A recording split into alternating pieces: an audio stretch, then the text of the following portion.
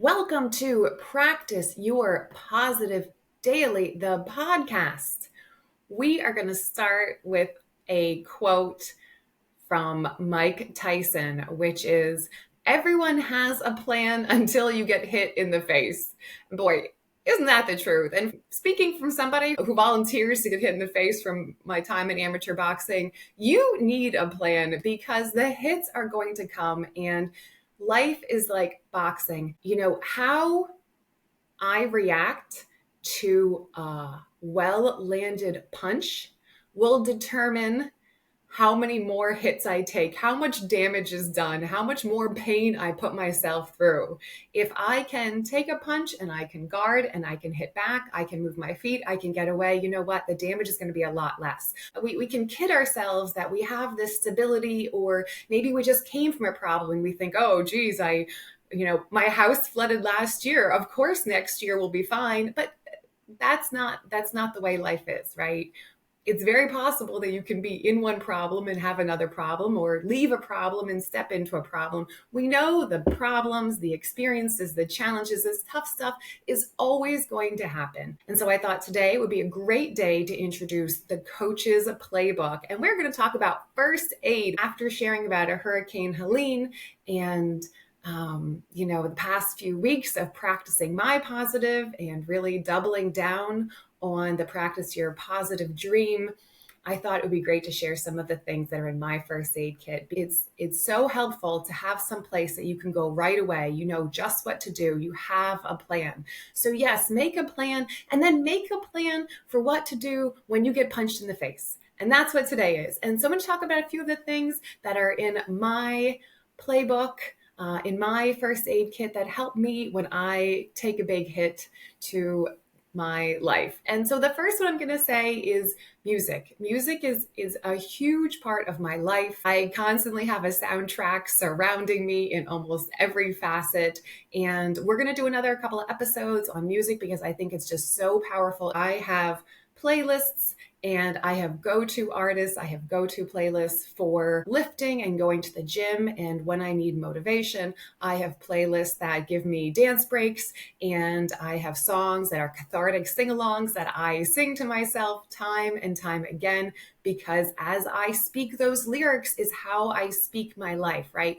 The songs that we listen to, the things that we say, our brain is listening. You can influence yourself so much through music. And so again, we'll talk about this in a couple episodes, but I do not listen to heartbreak songs. I do not listen to, drink your problems away songs. I do not listen to "He Doesn't Love Me, Nobody Loves Me, I'm So Terrible" songs. I don't listen to any of that. I don't listen to that on a good day, let alone on a bad day. So we talked about theme songs a few weeks ago.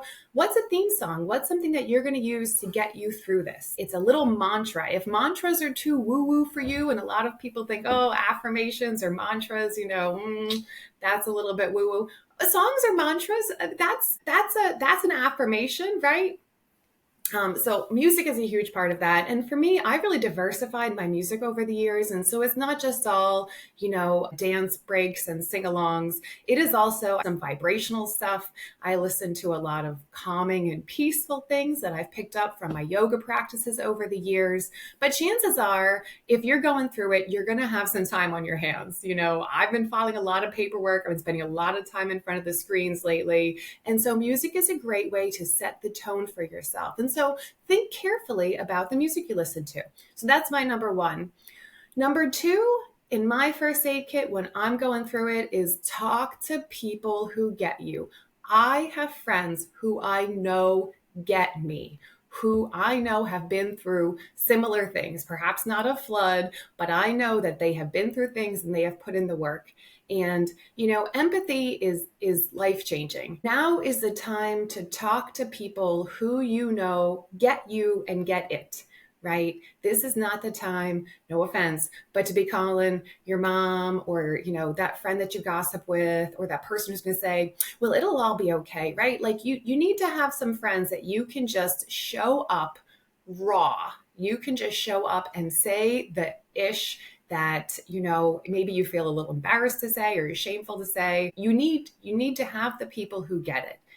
Don't call somebody who you know is going to judge you or criticize you or blame you or say, well, I told you so, or right. Like, just skip that. Just don't do those things. Don't make those calls. That person calls, text back and say, hey, thanks so much for thinking of me. I'll reach back out in some time. And so I have a handful of people that I call again and again. And it's a two-way street, which is really the beautiful thing, right? Is I call the people that I know I have a history with, the people that I know are true friends in the sense that they can handle this heavy stuff. Because I'll be honest, not everyone can handle the heavy stuff. And that is not a judgment of them or a criticism. It's what I always say, you just haven't practiced. If you need to talk to people who have the practice in talking to you about deep stuff. And that's what it is. It is practice. And so I'm very thankful that I have those people. And the third thing that I use a lot, which is probably not surprising on the Practice Your Positive podcast, where we talk about comparing our mental fitness to our physical fitness, is movement. Movement is a huge piece of my first aid toolkit. And just like music, I keep it pretty varied. I love heavy lifting. I love getting in there and really throwing around, a couple of dumbbells and a barbell and putting some weights up because I feel strong and I feel powerful. I feel like Wonder Woman. And when after a good lift and I have some good music in my head, you can't tell me anything. I can climb that mountain. We can do this. I'm ready to just like tear up the world getting after my dreams. I hit the bag sometimes, right? That's also a good feeling, but more than just punching the heavy bag, I let it kind of knock me around, right? Like I let the bag hit me a little bit. I take it, it's that last round in Rocky every time I'm up there and I'm not going down again, no matter what happens. I'm on my feet. I got this. I also do a lot of yoga, and that has given me benefits well beyond the mat, connecting my mind to my body, being more in tune, being aware of my breath, intentionally breathing, calming myself down, pulling my energy from the external world inside my body. When I do yoga, I'm going to share something silly. When I do yoga, one of the things I picture is imagine like a turtle. And turtle has its little shell and it can pull its legs and its head and its tail in, and then it goes inside the shell. That's how I picture I am with yoga in a way, is that I pull all the energy that I'm blasting out into my surroundings and into my external world. And I take all that energy and attention and I suck it in like a little turtle sucking inside its shell. And I pull that energy in and I focus on my internal state. And that has really helped me. And so these times, especially when they're trying, I do a lot of yoga, but I keep that yoga mentality of being able to pull my energy in and focus on my internal state, because the external world is always going to be changing. And listen, if it wasn't me losing my house, or it wasn't this, or it wasn't that, it's always going to be something. And yoga gives me a great avenue to be able to slow down and focus on myself. And last but not least, because I don't want to cry on this podcast again, like yesterday, but spending time with my family. And for me, I have a little girl family. It's me, my daughter, and my dog.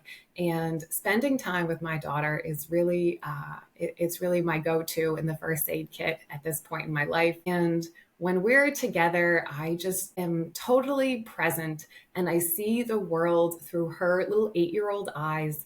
And really, there's nothing better. As you think about your first aid kit, your plan for when you get hit in the face, what would you put in there? We talked a couple episodes ago about protecting our positive. We talked about what are the things that you already have in your life that you can lean on when times get tough, whether it's being out in nature, it's working out, it's spending time with your family, maybe it's cooking or doing something creative or painting or, reading. What are the things that you can put in there? And so that when life hands you a challenge, and we know it will, what can you lean on?